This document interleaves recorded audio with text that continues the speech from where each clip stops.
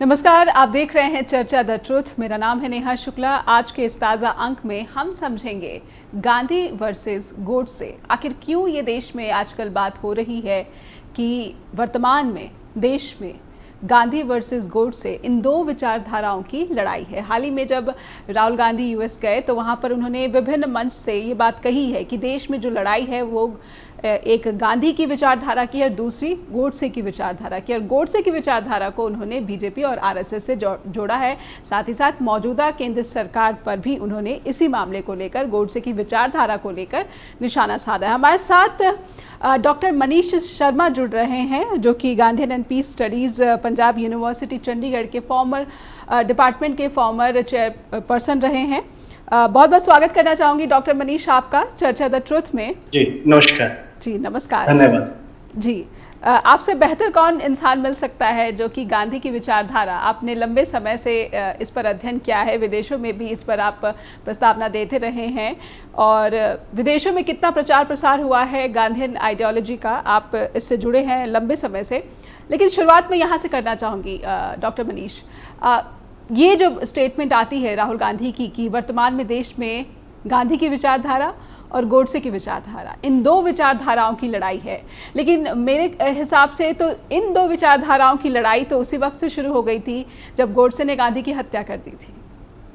Doctor Manish ji बिल्कुल सही कहा आपने कि हमने जो बात कह रहे हैं कि गोडसे ने तो शायद गांधी जी को सिर्फ 30 जनवरी को मारा था, बट आज रोज हम उनको मार रहे हैं और रोज गांधी उसी तरीके से मर रहे हैं।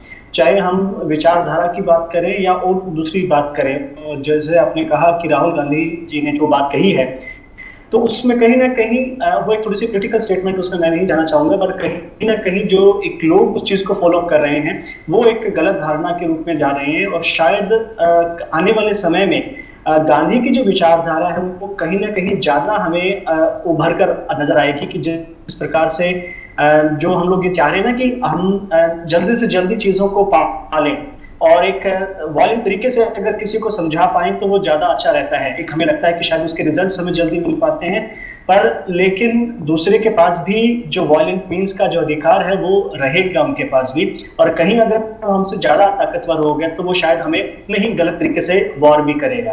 तो शायद एक ये विचारधारा जो है अपने आप में एक लोगों को कुछ समय के लिए तो अच्छा लगता है, बट अल्टीमेटली जो उसका एंड रिजल्ट है वो दोनों पार्टीज के लिए गलत है। जबकि गांधी जो बात करते थे और उस पर हम लोग अभी जो चर्चा करेंगे तो शायद कुछ और बातें नजर आएंगी। जी जी, जब हम गांधी की विचारधारा की बात करते हैं तो हम अहिंसा की बात करते हैं और सत्य की बात करते हैं।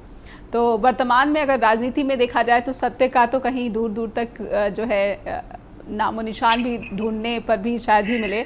लेकिन जब बात अहिंसा की करते हैं तो तब हम ये देखते हैं कि एक उदाहरण सामने आता है कि कौन पार्टी जो है वो ज़्यादा अहिंसक तरीके से अपनी बात रख रही है, या फिर मैं समझूंगी कि समाज में भी इसका कितना प्रभाव जो है पहले के मुकाबले कम हो रहा है। लेकिन अगर मैं राजनीति की बात करूं तो इसमें कितना प्रभाव दिखता है। जो गांधी सोचा करते थे, जो उनकी विचारधारा थी राजनीति की, देश के नींव के निर्माण में जब उन्होंने ये बातें रखी थी, वो आज वर्तमान की राजनीति में किस तरह से देखते हैं आप? गांधी की अगर बात करें अगर आप, तो गांधी ने तो एक सिंपली बहुत स्पष्ट शब्दों में कहा था कि जब गांधी ने एक बड़ा एक अच्छा एग्जांपल नेहरू जी को भी कहा था, कांग्रेस पार्टी को भी कहा था कि जब आप आजादी मिल चुकी है तो इस कांग्रेस पार्टी को, क्योंकि उस टाइम वही एक अकेली पार्टी थी जो कि पावर में थी और सब जगह काम कर रही थी, इसको एक लोक सेवा संघ के रूप में कन्वर्ट कर दीजिए आप, कि लोग आपके पास आए तो आप लोगों के पास जाएं, उनकी समस्याएं सुने, उनकी जो प्रॉब्लम्स हैं उनका सलूशन वहीं पर निकालने की कोशिश करें। और जबकि अगर आज की डेट में देखा जाए तो जो पॉलिटिशियंस हैं अपनी सभाएं करते हैं, अपने घरों पर लोगों को बुलाते हैं कि भाई आप लोग हमारे पास आइए और अपनी जो कुछ इश्यूज हैं वो हमें बताइए, बट कितने लोग मिल पाते हैं उन लोगों से? तो वो जो विचारधारा थी गांधी की वो तो हमने उनके साथ ही खत्म कर दी। तो पॉलिटिक्स में अगर आप देख रहे हैं कि एक पार्टी अगर सिर्फ गांधी के नाम को लेकर अगर वो चल रही है, मैं किसी फैमिली में उस पर नहीं जाना चाहूंगा, बट एक जो नाम के नाम से कह रहे हैं कि हम गांधी के नाम को बहुत ऊपर कर रहे हैं, गांधी की विचारधारा जी प्रोग्राम्स में लेके बट हमें देखना पड़ेगा कि उस गांधी की जो विचारधारा है, क्या आप उसको सही मायनों में लेके आए हैं। ये तो जो मैं पहले शब्दों में जो मैंने कहा ना कि इसको डिसमेंटल करके लोक सेवा संघ के रूप में कन्वर्ट करें, आप लोगों के पास जाएं, उनकी समस्याएं सुने। और शायद अगर आप कहें तो जो आम आदमी पार्टी जब आई है पॉलिटिक्स में, तो वो भी गांधी के नाम से ही आई है। और उन्होंने भी यही कहा ना कि हम लोगों के घरों में जा रहे हैं, उनकी समस्याएं सुन रहे हैं, तभी लोगों को पता लगा कि भाई yes there are someone who are working for us. But बाद में क्या आइडियोलॉजी रही है उस पर मैं नहीं जाना चाहूंगा, बट लेकिन एक कंसेप्ट जो है वो थोड़ा सा लोगों को पसंद आना शुरू हुआ। और तब कहीं जाकर हमारा जो इंडियन पॉलिटिकल सिस्टम है, जो पिछले 2 साल से कुछ तब्दीली की उसमें हम लोग बात कर रहे हैं, तो वो अलग रूप में नजर आ रहा है। बट लेकिन उसके रिजल्ट अगर गांधी की विचारधारा से अगर बात करें तो बहुत सारे मेल भी नहीं खाते हैं उसमें। तो ये समझने वाली बात है। और अभी मैं 2 दिन पहले ही इंडोनेशिया से आया हूँ जी। तो अगर मैं बात करूं कि वहां पर अगर 1 किलोमीटर लंबा अगर जाम भी है तो कोई भी वहां पर बिना मतलब के हॉर्न नहीं बजाएगा।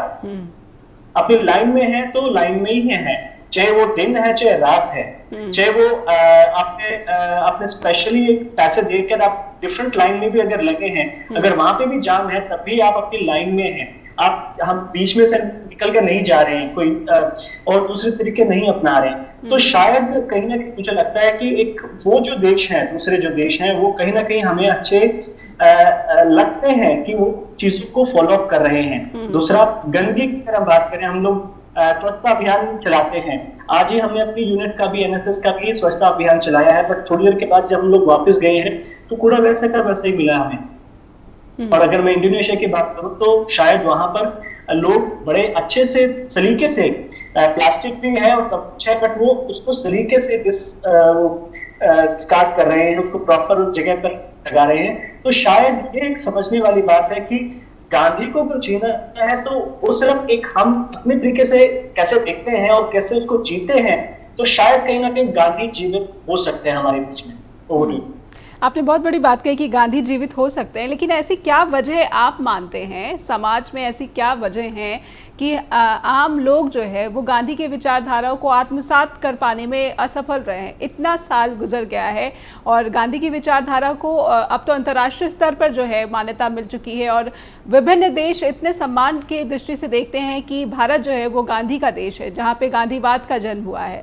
कई जो दूसरे देश हैं वो गांधीवाद का जो है अनुसरण करते हैं, लेकिन क्या वजह रही कि हम भारतीय गांधी जी के आदर्शों को ही आत्मसात नहीं कर पाए? क्या प्रचार प्रसार में या फिर इसे लेकर जो जागरूकता है आने वाली पीढ़ियों में, उनकी शिक्षा में, इसे नहीं शामिल किया गया, ये वजह रही, या फिर राजनीति की वजह से सब कुछ जो है बर्बाद होता जा रहा है?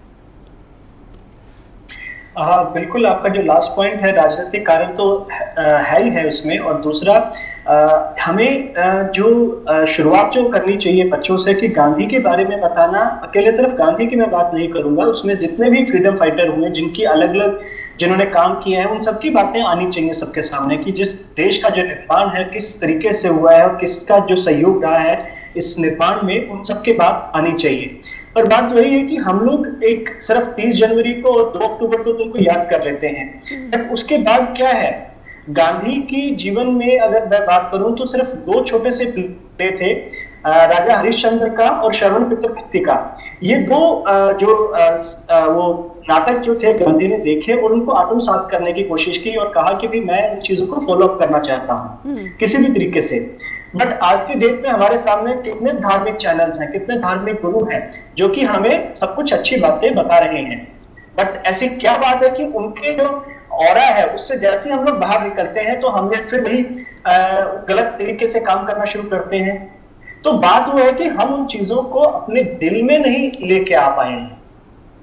असल बात ये है कि जब तक वो चीज हमें अंदर तक नहीं, हमें कंट्रोल या हमें उसको इम्बाइब नहीं करेंगे, तो शायद गांधी जैसे बहुत सारे लोग हैं वो आएंगे चले जाएंगे और हम सिर्फ एक उदाहरण बन के उनको सिर्फ एक मान सम्मान दे पाएंगे, उसके बाद वो उनका एक फुल स्टॉप लग जाता है जी। जबकि दूसरी जगह अगर आप देखें तो वो उन चीजों को इम्बाइब करने की कोशिश करते हैं, प्रैक्टिकल करने की कोशिश करते हैं। हम लोग प्रैक्टिकल में नहीं बिलीव कर रहे, हम सिर्फ एक ऊपरी दिखावे के रूप में ही बात कर रहे हैं, जितना अब तक मैंने समझा है।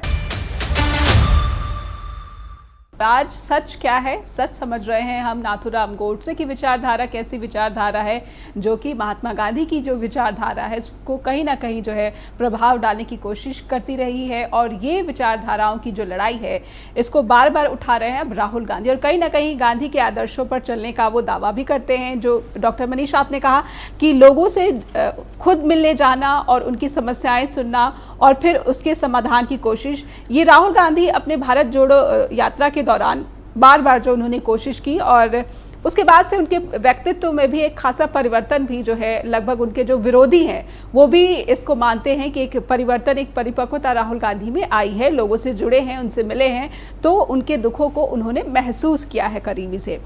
ये मैं समझूंगी, लेकिन पहले मेरा सवाल जो कि ब्रेक पर जाने से पहले था कि अगर महात्मा गांधी की विचारधारा सामाजिक तौर पे स्वीकार्यता इसकी कम रही है भारत के भीतर, तो क्या नाथूराम गोडसे की जो विचारधारा है, जिसे राजनीति में तो उतनी जगह नहीं मिली, लेकिन समाज में कहीं ना कहीं कोई ऐसा तबका बना रहा जो कि इस विचारधारा से खुद को प्रभावित महसूस करता रहा? डॉक्टर मनीष।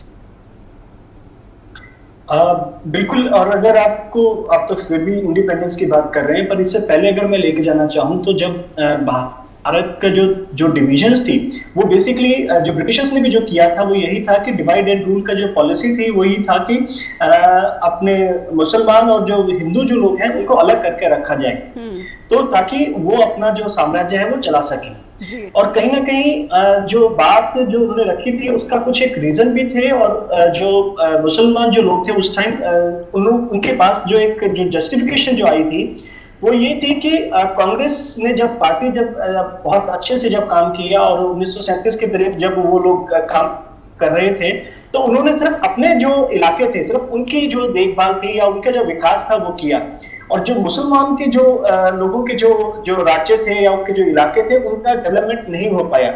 तो उनके मन में ये बात बिठा दी गई कि इनकेस अगर आफ्टर इंडिपेंडेंस अगर ये हिंदू राष्ट्र अगर डिक्लेयर हो जाता है तो मुसलमान लोगों का तो जहाँ वेलफेयर होगा ही नहीं। तो उन लोगों की बात में सही थी कि भाई हम अपने वेलफेयर के लिए कुछ तो बात करें। तो एक जो विचारधारा जो है वो एक डर का जो माहौल जो था, जो ब्रिटिशर्स ने जो क्रिएट किया था, और वो कहीं ना कहीं वो बात अपनी जगह पे सच भी थी कि अगर वो उसके आफ्टर इंडिपेंडेंस अगर मुसलमान लोगों का अगर वेलफेयर नहीं होगा तो वो कैसे सस्टेन कर पाएंगे। That's why they ask for the different nation.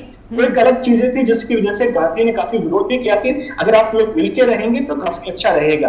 पर लेकिन जो विचारधारा जो नाथूराम गोडसे की जो रही थी वो यही थी कि भाई हिंदू और जो मुसलमान जो लोग हैं वो इकट्ठे नहीं रह सकते। और गांधी का जो मारने की जो साजिश थी नाथूराम गोडसे की, वो यही एक वजह थी जिसकी वजह से गांधी ने कहा था कि जब पार्टीशन के बाद जब दो भाई अलग हो गए हैं तो उनको बंटवारे में जो चीजें मिली हैं वो उनको उस तरीके से मिलनी चाहिए। और पार्टीशन में कुछ पैसा पाकिस्तान को मिला था, तो गांधी से जब पूछा गया कि भाई ये लोग तो हमारे अगेंस्ट ही यूज करेंगे, तो गांधी ने कहा कि ये इनका अपना पैसा है, ये इसको जैसे मर्जी यूज करें, तो उनको यूज करने दो। वो उनका अगर पैसा अगर आपने शर्तें जब मानी थी बंटवारे में तब तो ये बात उस टाइम कोई नहीं थी। और अगर इसको अगर वो दूसरे तरीके से यूज करना चाहते हैं, लेट देम यूज। अगर आप सक्षम है उस चीज को उसके अगेंस्ट जाने में तो आप उस टाइम विरोध कीजिए उनका। तो ये एक वजह थी जिसकी वजह से नाथूराम गोडसे ने कहा कि वो पैसा पाकिस्तान क्यों गया, और गांधी ने कहा था कि मैं कुछ टाइम के बाद दोबारा पाकिस्तान जाना चाहूंगा और दोनों भाइयों को दोबारा मिलाना चाहूंगा, हिंदू और मुसलमान लोगों को। पर लेकिन वो ये भी नहीं चाहते थे। तो एक नाथूराम गोडसे की विचारधारा वो ये है कि हमें अपने राष्ट्र को ऊपर दिखाना है। एक दूसरी जो लोअर कास्ट है या दूसरी जो कम्युनिटी के जो लोग हैं जिसमें मुसलमान लोग आ गए या माइनॉरिटीज के लोग आ गए, उनको उनकी जगह नहीं देना, ये एक चीज गलत है। तो एक सिर्फ आप ये कहें कि अपनी बात अपनी आप रखें और दूसरे की बात सुने, तो ये तो संभव नहीं हो सकता। क्योंकि अगर आप कोई भी अगर जाते हैं तो जज सिर्फ एक पार्टी की बात सुनकर अपना जजमेंट नहीं सुनाते हैं, वो दोनों पार्टीज की प्रॉपर सुनते हैं। और गांधी ने यही बात की है, और गांधी का जो सत्याग्रह है उसमें बहुत बड़ी बात है गिव एंड टेक की। अगर आपको किसी भी समय लगता है कि आपकी बात अगर सही थी और मैं गलत था, तो मैं आपके पास जाके माफी मांग सकता हूँ, और अगर आप अपने आप को करेक्ट कर सकते हैं तो आप प्लीज अपने आप को करेक्ट कीजिए। तो शायद एक यही वजह थी कि गांधी मास लीडर के रूप में उभर कर आए कि उन्हें लोगों को पहचानने की कोशिश की और उनकी जो असली जो प्रॉब्लम्स थी वो समझने की कोशिश की, जो कि नथुराम गोडसे और दूसरे जो लोग थे उस विचारधारा के, जो कि आज भी सोच रहे हैं कि भी हम लोग कुछ भी कर सकते हैं। ये चीज सही नहीं है। और कुछ एक कि आप अगर, जैसे मैंने शुरुआत में भी कही थी, कि अगर आपके पास अगर हथियार अगर ज्यादा है, दूसरे के पास भी आ सकते हैं। एग्जाम्पल के तौर पर अगर हम यूक्रेन और रशिया की अगर वॉर की बात करें, उसमें कहीं ना कहीं गांधी की जो फिलॉसफी है वो रेलेवेंट नजर आती है मुझे, कि यूक्रेन के पास अगर ज्यादा हथियार आ गए एकदम से, तो रशिया क्या करेगा? वो कह रहे थे ना कि एक दिन में, एक महीने में ये वॉर खत्म हो जाएगी, बट इसको साल से ऊपर हो चुका है। और असली नुकसान किसका हुआ है? आम जनता का। जो इतना पैसा वहां पर जो खराब हुआ है, वो उसकी भरपाई कौन करेगा? ऊपर से कोई भगवान आके नहीं उसको ठीक कर सकता है। हम ही लोग हैं जो उनको सही करेंगे, और वो सब करेंगे। उसमें पुतिन और जेलसिन का जी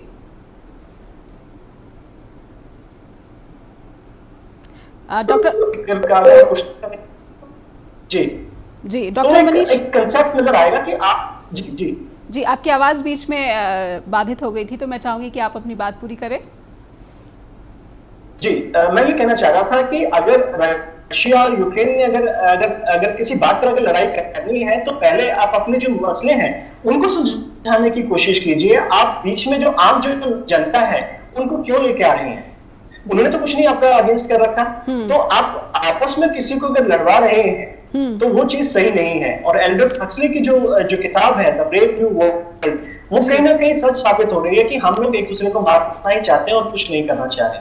जी एक मेरे पास है एक स्टेटमेंट आई है, ये किताब है लिखी हुई गांधी जी के ऊपर, और नाथूराम गोडसे ने इस किताब में लिखा है कि वो जब हत्या के बाद जेल में कैद थे, तब गांधी जी के पुत्र उनसे मिलने गए थे और उन्होंने कहा था कि आपने ऐसा क्यों किया? तो उन्होंने कहा ये व्यक्तिगत रंजिश की वजह से नहीं, बल्कि एक केवल और केवल राजनीतिक वजह से की गई हत्या थी।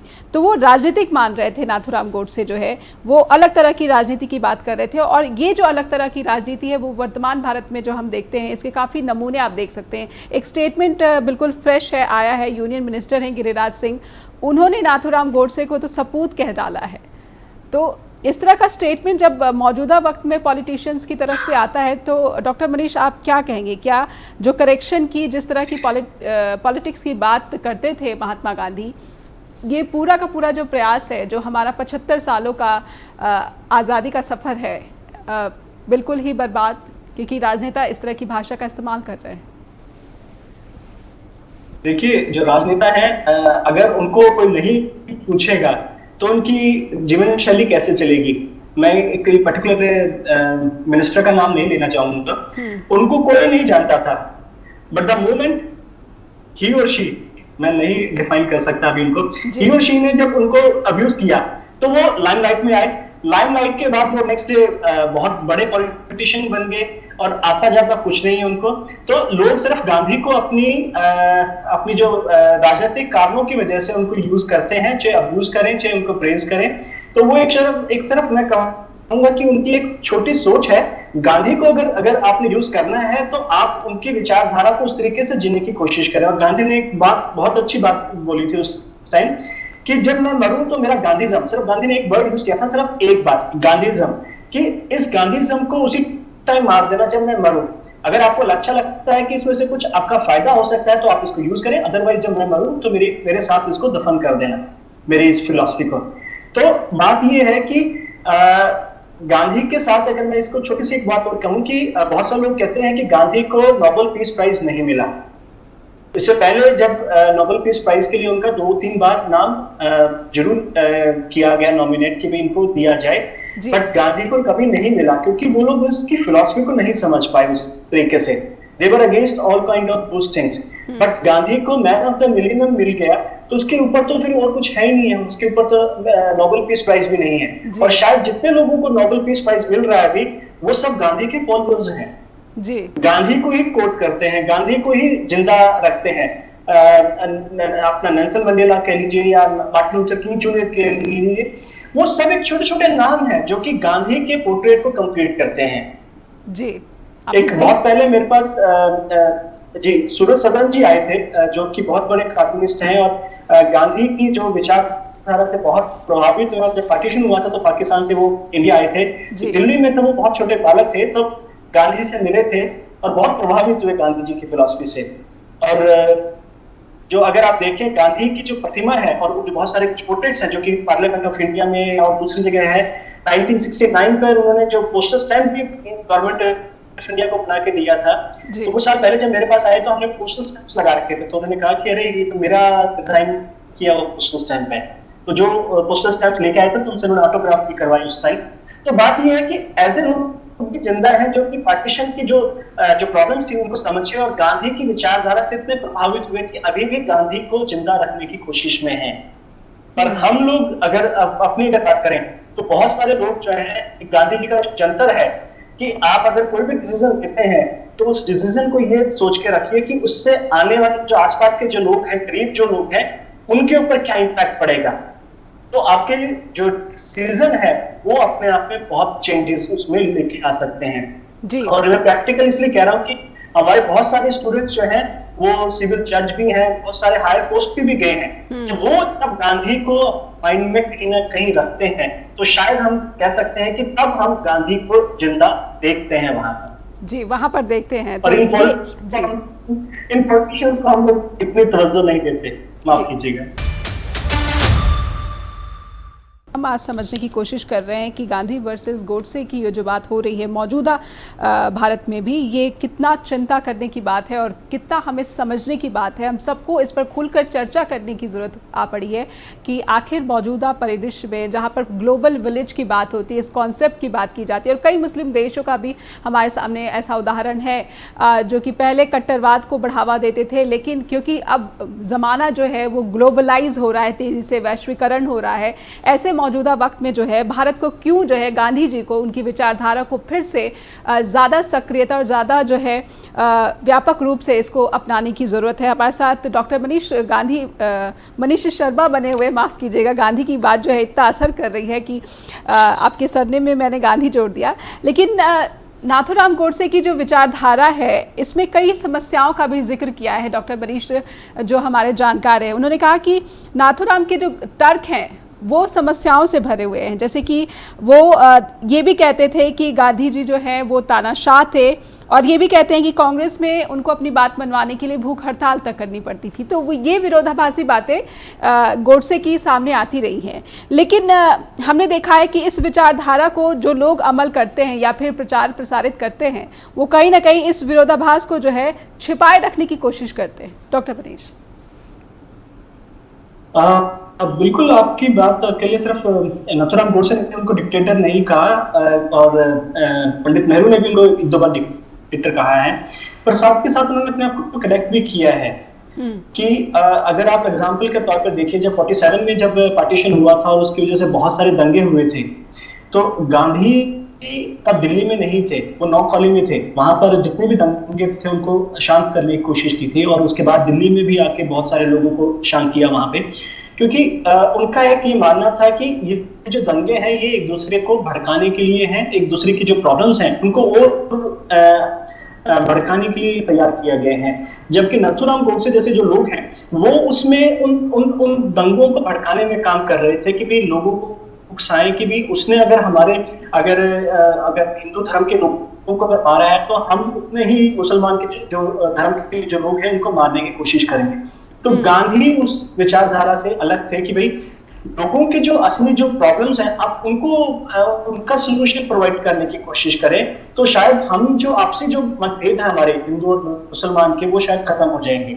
जैसे आपने कहा कि कांग्रेस में बहुत सारे लोग उनको डिक्टेटर कहते थे, तो और बहुत सारे डिफरेंसेस भी थे लोगों के, ऐसी बात नहीं है, जिसमें सबसे बड़ा नाम आपका सुभाष चंद्र बोस का उसमें आता है कि उनको अपना इस्तीफा देना पड़ा था डिस्पाइट द फैक्ट कि उन्होंने इलेक्शन भी विन कर लिया।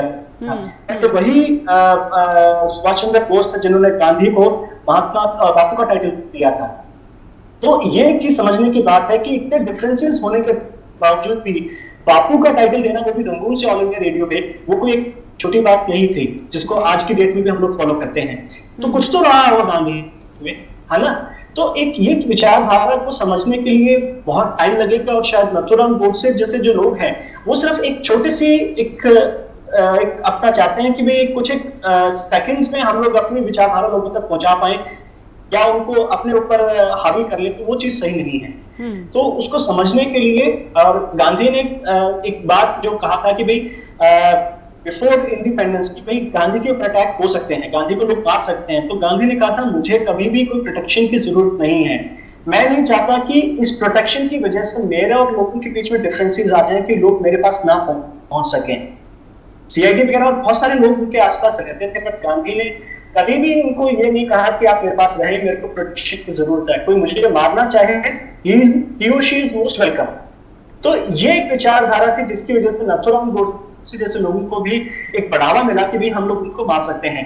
बट वो मारना एक मानसिक रूप से है, बट हम उनको आज तक अपने दिमाग से नहीं हटा पाए हैं, जबकि नथुराम गोडसे को कितने लोग जानते हैं। बिल्कुल। और शायद एक यही वजह थी कि after independence government of India और गांधी स्मारक निधि ने एक कंसेप्ट शुरू किया था कि हर जगह आपके गांधी भवन होने चाहिए, गांधी की विचारधारा होना चाहिए, ताकि हम लोगों को समझा सकें, और वो आपको डर नहीं है। जबकि नथुराम गोडसे जैसे लोग जो है वो गिने चुने लोग हैं, वो सिर्फ कुछ देर के लिए आएंगे उसके बाद चले जाएंगे जी। तो वो एक विचारधारा नहीं नकेट कर रहा, बट उनको एक समझने की बात है कि किस वजह से। एक छोटा सा मैं आपको एक एग्जांपल और देना चाहूंगा, उसके बाद आपकी बात चाहूंगा कि ओसामा बिन लादेन का नाम हम सबने सुना है ना जी। But Osama bin Laden was a product of USA against Russia, है ना। बट वही बम आपने दूसरों के लिए बनाया था, वो खुद आपके ही देश पे क्यों चल पाया? क्योंकि ओसामा बिन लादेन खुद ये देख पाया कि उसके देश के लोगों के साथ ब्रिटेन अपना यूएसए वाले क्या कर रहे हैं जी। तो ये बहुत बड़ी विचारधारा है कि जिसको हमें समझना पड़ेगा कि दूसरे का क्या व्यू पॉइंट है और हमारा क्या है, जिसको जैनिज्म में अनेकतावाद हम लोग कहते हैं कि जब तक दूसरों के how you put yourself into other shoes only then you will be able to understand their problems. तो शायद ये लोग दूसरों की बात नहीं समझ पा रहे हैं। एक तरफा अगर प्यार रहेगा तो उसमें प्रॉब्लम्स आएंगी जी। ये जो एक तरफा प्यार है यही जो है कहीं ना कहीं जो सारी समस्याओं का जड़ भी दिख रहा है। और मैं समझना चाहूँगी कि गांधी जी सबसे बड़े आलोचक थे धार्मिक उन्माद के, लेकिन मौजूदा वक्त में जो भारत में धार्मिक उन्माद जितना दिखता है ये भी एक गंभीर चिंता का विषय है और इस पर चर्चाएं भी बहुत होनी चाहिए। लेकिन चर्चाएं जिस तरीके से होती हैं ये भी एक गंभीर प्रश्न उठाते हैं।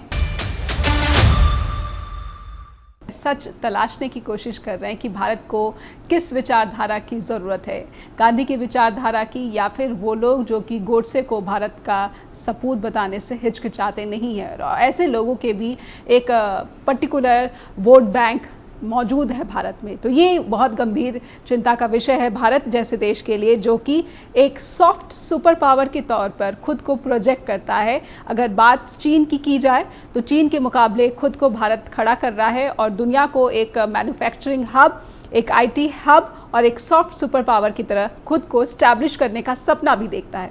ऐसे वक्त में, ऐसे क्रूशियल वक्त में जब हम गोडसे विचारधारा की बात करते हैं, गांधी की विचारधारा की बात करते हैं, तो साफ है कि हमें किस विचारधारा की तरफ जाना चाहिए और क्यों गोडसे की विचारधारा की बात अभी भी जो है लोगों को प्रभावित कर रही है। अभी भी राजनीति में इसका इस्तेमाल किया जा रहा है। हमारे साथ डॉक्टर मनीष गांधी बने हुए हैं। डॉक्टर मनीष, हमने बहुत बातें की गांधी की विचारधारा की, हमने बहुत बातें की गोडसे की विचारधारा की, लेकिन मौजूदा जो स्थिति बनी हुई है देश की, ऐसे में बहुत ज़रूरी हो जाता है कि हम गांधी की विचारधारा को ज़्यादा अब आक्रामक रूप से जो है अपना लें। लेकिन ऐसा होता नज़र नहीं आ रहा है क्योंकि राजनीति से ही बहुत चीज़ों की शुरुआत होती है, राजनीति से ही विचारधारा की शुरुआत होती है। डॉक्टर मनीष, उसके लिए एक सबसे बड़ा अच्छा एक ये हो सकता है कि जब तक हम अंदर से एक ना जो गांधी ने उसको स्मॉल स्टिल वॉइस का बात बोली है, तो उसमें जब तक उस अंदर से जब तक आवाज नहीं आएगी आपके कि हम उस चीज को फॉलो अप करना चाहते हैं, तब तक शायद हम नहीं कर पाएंगे। अब कितने लोग जो हैं जो राष्ट्रीय गीत है आपका, राष्ट्रीय गान जो है, वो उसको कितना अच्छे से उसको इम्बाइब करने की कोशिश करते हैं या उसकी जो उसके सामने जो है नतमस्तक होकर उसको गाना पसंद करते हैं। तो जब तक आपको अंदर से वो चीज नहीं आएगी, फीलिंग नहीं आएगी, तो आप उसको ऊपरी उसका जो आमा है उसको वो प्रॉपर नहीं हो पाएगा। उस ठीक उसी तरीके से मैं वो बात करना चाहूंगा यहाँ पर कि आज की डेट में जैसे आपने ब्रेक से पहले जब बात बोली थी कि भाई जो हमारा जो एक धार्मिक संप्रदाय जिस तरीके से बढ़ता जा रहा है जो तो उसमें गांधी ने बहुत अच्छी बात बोली थी कि हम लोग जो ये धार्मिक जो चीजें हैं, चाहे उसको हम लोग मंदिर बोल लें, चाहे मस्जिद बोल लें, या गुरुद्वारा बोल लें, या कोई चर्च बोल लें, तो कोई भी इसको हम लोग बोलते हैं, बट उसमें एग्जैक्टली बोला क्या गया है ये समझने की बात है। अगर हम लोग मस्जिद की बात करें, उसमें कोई मूर्ति नहीं है उसमें। अगर आप किसी से उसमें अगर उस टाइम की अगर मैं बात करूं तो गांधी ने पूछा कि चर्च में आप क्या करते हैं, तो हम मदर को रिस्पेक्ट करते हैं। तो कहा कि भाई मेरे वॉलेट में एक मदर की फोटो भी है, बट मैं उसको मदर मेरी की तरह नहीं पूछ सकता, बट लेकिन मैं अपनी मदर की रिस्पेक्ट बहुत करता हूँ। ठीक उस तरीके से गांधी ने कहा था कि जो मंदिर है उसमें आपकी प्रतिमा है, बट प्रतिमा में जब तक आप विश्वास नहीं करेंगे तब तक शायद आप उस भगवान को में ही शायद नहीं समझ पाएंगे। और दूसरी जो सबसे बड़ी बात गांधी ने जो शायद उस टाइम जब एक दो बार जब विजिट किए हैं, तो शायद गांधी ने एक बात कही है कि मैं मंदिर मस्जिदों में जाना पसंद नहीं करूंगा, क्योंकि वहां पर जो आडंबर है मैं उनमें बिलीव नहीं करता, मैं अंदर के भगवान में बिलीव करता हूं। तो ये बात समझने वाली बात है कि इन चीजों से हमें ऊपर उठना पड़ेगा। अभी कुछ लास्ट ईयर में जब इस्तांबुल में था, तो वहां पर हर थोड़ी देर के बाद आपको एक मस्जिद नजर आ जाएगी। तो मैंने एक सिंपल एक क्वेश्चन अपने जो कॉन्फ्रेंस के ऑर्गेनाइजर से पूछा कि यहाँ पर जो नंबर ऑफ स्टूडेंट्स हैं जो और दूसरे जो लोग हैं वो इन मस्जिद में नहीं जा रहे हैं, बट फिर भी हर एक कदम के बाद एक मस्जिद तैयार कर रहे हैं, इसका फायदा क्या है?